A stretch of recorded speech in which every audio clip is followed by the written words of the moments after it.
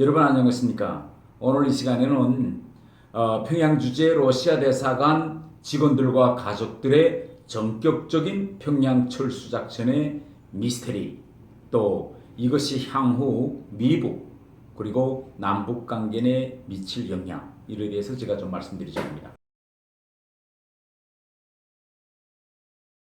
지난 7월 8일 김일성이 사망한 날 김정호동 북한 지도부의 김일성 참배 사진을 통해서 지금까지 궁금했던 지난 6월 29일 북한 당 정치국 학대에서 도대체 누가 문책당했는가 하는 궁금증이 어느 정도 좀 풀렸다고 볼 수 있습니다.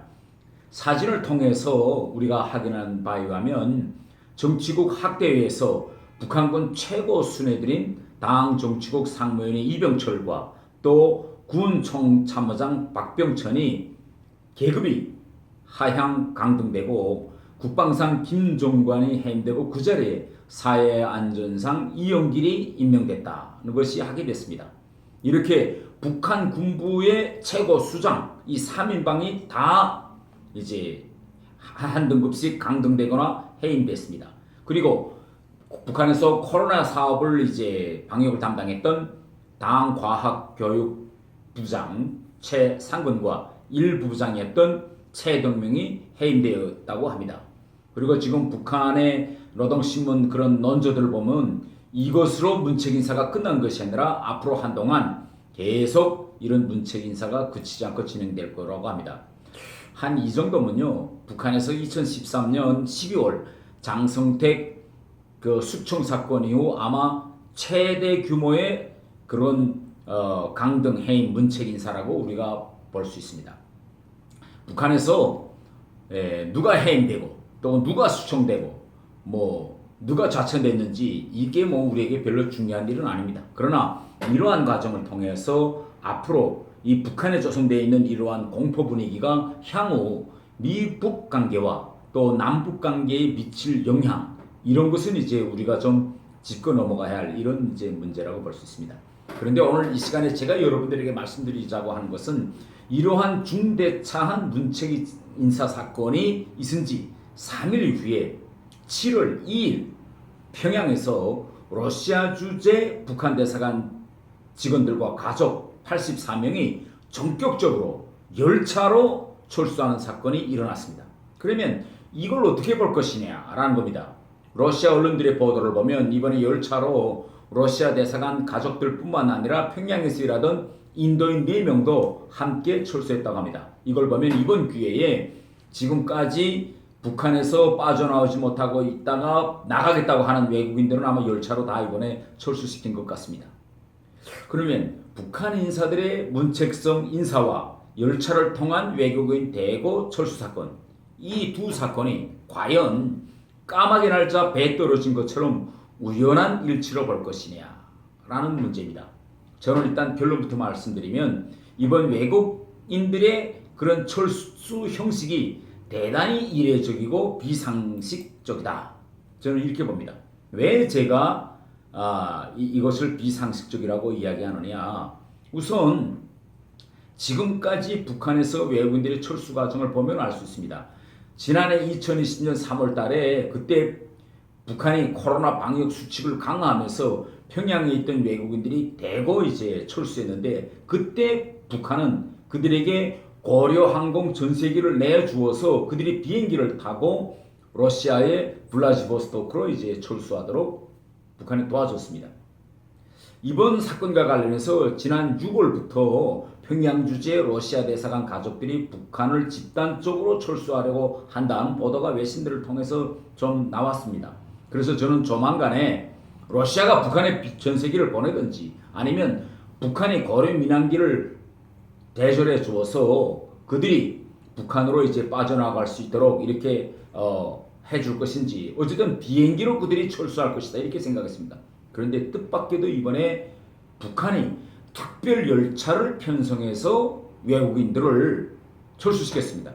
그러면 이것이 왜 이례적이고 비상식적이며 비정상적이냐, 이걸 제가 좀 말씀드리자고 합니다. 이번에 여러분들이 이제 이 사진을 보면 알 수 있겠지만 외국인들을 위해서 북한이 특별 열차를 편성했습니다. 지금 평양과 러시아 사이, 특히 평양과 러시아, 북한 국경인 두만강역까지 국제 열차가 이제는 없어진 지 오래습니다. 예. 일반 열차도 지금 코로나 때문에 다니지 않고 있습니다. 코로나 이전에 일반 열차들이 이제 다닐 때 그때 보면요. 우리 한국이라면 5시간 정도 갈 거리, 서울에서 부산까지 이 정도 거리를 평양에서 청진을 걸쳐서 두만강까지 가는 데는 3일 내지 4일이 보통 걸렸습니다. 아마 여러분들은 깜짝 놀라실 겁니다. 아니 기차로 그렇게 짧은 거리를 3, 4일에 간다는 거. 그런데 왜 그러냐면요. 북한에서는 일단 열차를 전기 기관차가 열차를 이제 끕니다. 그런데 전기 기관차가 견인하는데 계속 정전이 되기 때문에 달릴 수가 없습니다. 정전이 되면 섰다가 전기가 오면 또 갔다 섰다 갔다 이렇게 합니다. 그리고 두 번째는 북한은 복선이 아니라 북한 철도는 단선입니다. 단선인 경우에는 열차가 어떻게 하느냐, 역과 역 사이에서 사전에 어느 열차를 먼저 보내겠는가를 역장들이 토의합니다. 자, 이 열차가 지나가니까 도착역에서 열차를 보내지 말아라. 그래서 열차가 여기서 출발해서 다음 역에 도착할 때까지 도착역에서는 열차가 출발하지 않습니다. 서로 마주하다가 단선에서 마주다 충돌사고가 일어날 수 있기 때문에, 그렇기 때문에 역과 역에 서로 소통하면서 열차들이 지나가고 또 지나오고 하면서 가야 되기 때문에 상당히 시간이 걸려요. 그 다음 철도 노반이 낳고 해서 시속 20 내지 30을 내고 달리기 힘듭니다. 그래서 결국은 평양에서부터 이런 상태에서 외국인들을 열차를 편성해서 러시아 국경으로 철수시킨다. 이거는 일반적인 상식에 맞지 않습니다. 오직 특별 열차를 편성해야 합니다.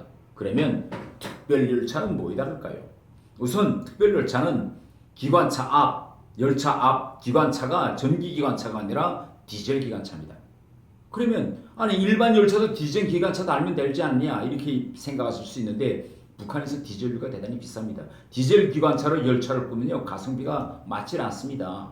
네, 그래서 결국은 특별 열차만이 디젤 기관차를 단다 이렇게 말씀드릴 수 있고, 두 번째로는 아까 제가 단선을 이야기했죠.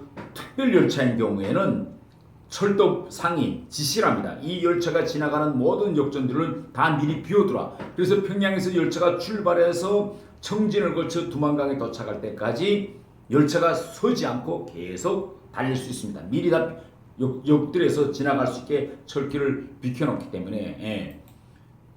다음 하나는요. 이 특별 열차로 외국인들을 철수하는 것이 왜 북한의 시끄러운 일이냐. 이 동해연 연선으로 하루 내지 이틀 동안 특별 열차가 가기 때문에 북한의 그 락후한 그런 광경을 외국인들이 다 볼 수 있습니다. 또 특별 열차와 같이 이렇게 유리창 하나 깨지지 않은 고급 열차가 역전에 도착하면 역전에 있던 장사꾼들 또 꽃제비들이 돈이라도 좀 벌려고 채소, 과일, 물 이런 걸 가지고 막 열차에 다가오기 때문에 큰일입니다. 그래서 열차를 세울 수가 없어요. 그래서 이제 계속 쉬지 않고 이제 달리는데, 이걸 편성한다는 건 대단히 번거롭고 비상식적이어서 웬만하면 이거 편성하지 않습니다. 그런데 이번에 어떻게 했습니까? 아니 비행기로 철수시켰으면 몇 시간이면 다 태워가지고 러시아까지 가서 내려놓고 그 길로 비행기만 돌아오면 되는데, 예외적으로 이렇게 힘든 또 많은 품을 들여서 특별 열차를 편성해서 철수시켰다는 거, 이거는 북한의 그런 잣대로 놓고 봐도 비상식적이다 이렇게 이제 말할 수 있겠습니다. 아마 이번에 러시아인들도 그 열차를 타고 러시아로 가면서 아마 대단히 답답했을 겁니다. 그리고 러시아 측은 아마 이번에 북한과 이걸 협상할 때 비행기로 철수하게 해달라고 아마 강력히 제기했을 겁니다. 그런데 여기에 무슨 문제가 있느냐. 북한에서 민항, 여기 끼죠. 민항 항공기를 가지고 있는 민항 총국은 우리 대한민국처럼 이게 민간이 아닙니다. 우리 대한항공이나 아시아항공처럼 북한에서 민항은요 북한군 공군사령부 소속입니다. 군인입니다. 네, 군인들이 바로 북한군이 일반 민항 여객기를 가지고 있는 겁니다. 네. 그런데 이번에 어떻게 됐습니까? 이번에 해임된 이병철 전 공군사령관입니다. 이번에 북한군은 당 정치구 학대에서 자기네 수장들이 줄줄이 아마 이거 날아나는 거 보고 지금 대단히 아마 위축되어 있고, 언제 자기 목이 날아날까봐 아마 북한군의 지금 순회는 아마 부들부들 떨고 있습니다. 정확히 어떤 일이 있었는지 팩트 체크는 되지 않지만은 제가 북한에 있었던 그런 공직 경험에 하면 이번에 당 정치회에서 군부 수장 3인방이 해임되는 걸 본 아마 북한 군부는 북한 외무성에 제발 우리를 건드리지 말아라. 이거 아무래도 외국인들 철수시키려면 북한 공군사령부가 개입돼서 민항천국이 들어와서 북한 여객기로 민용기로 항공기로 이제 실어 날라야 되는데 아마 선살에 쳤을 겁니다. 북한 군부가 우리를 건드리지 마라. 코로나와 관련해서는 이렇게 지금 이번 당 정치국 학대회의는요. 북한의 간부들 특히 이 군부 이 간부들을 지금 공포에 몰아넣고 사회 전반을 위축시키고 있습니다.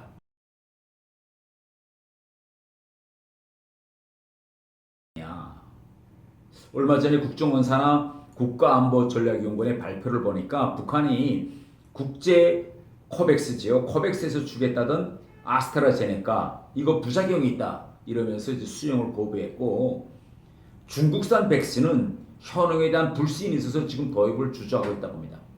아마 여러분들이 들으면 아니 없는 놈이 뭐 그렇게 깐깐하게 구느냐. 우리 한국은 아스트라제네카도 지금 충분하지 못해서 아직 백신 접종 다 못하고 있는데 아마 이렇게 생각하실 겁니다. 그런데 만일 여러분이 북한의 간부 가정해 보십시오.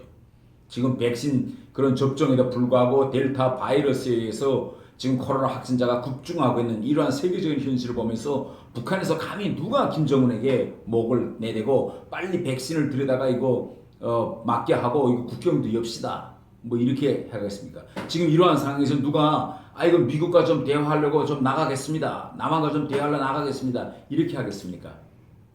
이번 경우도요.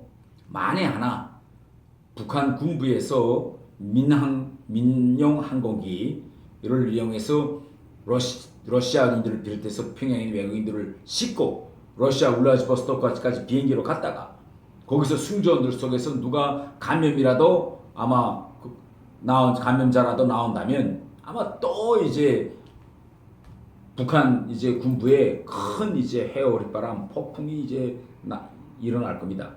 이래서 이런 경우에는 북한군에서 누구도 나서지 않으려고 누구도 비행기를 띄우라고 하지 않을 것입니다.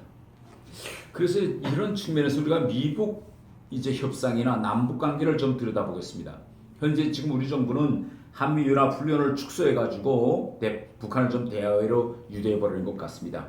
그러나 코로나에 대한 이런 김정은의 그런 과잉 또 비과학적인 이런 판단과 우려 또 이 공포 정치 때문에 대단히 위축되어 있는 현 북한 지도층의 이런 불안한 심리 이런 걸 감안해 본다면 우리가 한미연합훈련을 대폭 축소한다고 해도 과연 북한이 쉽게 대화의 마당에 나올까요? 혹시 우리만 짝사랑하고 있지 않는지 이런 점들이 저는 의심스럽습니다. 예, 그러면 오늘은 여기서 마치겠습니다. 감사합니다.